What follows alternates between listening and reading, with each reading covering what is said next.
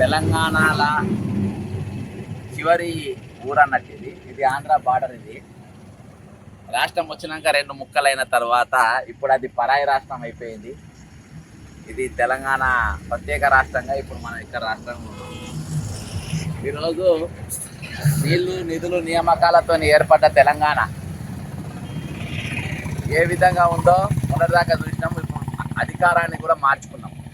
నేను ముఖ్యంగా అశ్వరావుపేటకు రావడానికి కారణం ఏంటంటే, నేను గ్రాడ్యుయేట్ ఎంఎస్ నల్గొండ, వరంగల్, ఖమ్మం ఉమ్మడి జిల్లాల పట్టభద్రుల ఎన్నికల్లో కంటెస్ట్ చేద్దామని చెప్పి అనేక ప్రాంతాలు తిరుగుతూ దీన్ని ఈ అశ్వరావుపేట ఇక్కడ కనబడే నర్సరీ ఏదైతే ఉందో దీన్ని తెలంగాణ నర్సరీ అంటారు. ఆ లారీ వచ్చేది ఇప్పుడు ఆంధ్రలోకే లోపల ఎంటర్ అవుతుంది. ఆ లారీ ఆంధ్రకే లోపలికి వస్తుంది. తెలంగాణ లోపలికి పోయింది.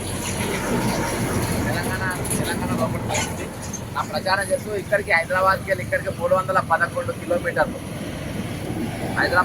హైదరాబాద్కి వెళ్ళి ఇక్కడికి 300 కిలోమీటర్ల దూరంలో ఇక్కడికి వచ్చి ప్రచారం చేసిన నాతో రాము మా మిత్రుడు. ఈయన నాకు పరిచయమే కరెక్ట్ 10-12 డేస్ అయి ఉంటుంది. మన ఖమ్మం వాకర్స్ నేను ప్రచారం పోయినప్పుడు అక్కడికి వెళ్ళి ఆయన వీడియో తీస్తున్న మా మిత్రుడు వీళ్ళ ఫ్రెండ్ నేను అందరం కలిసి ఇక్కడ నా కోసము చాలా శ్రమించి పనిచేస్తూ ఉండ్రు.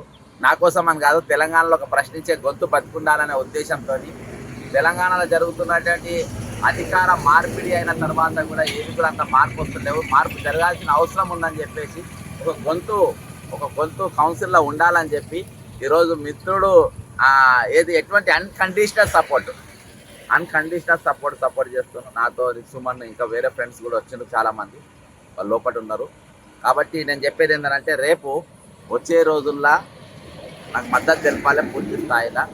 ఎందుకంటే ప్రశ్న అడగాల్సిన ఒక గలం అనేది కౌన్సిల్లో ఉండాల్సిన అవసరం ఉన్నది.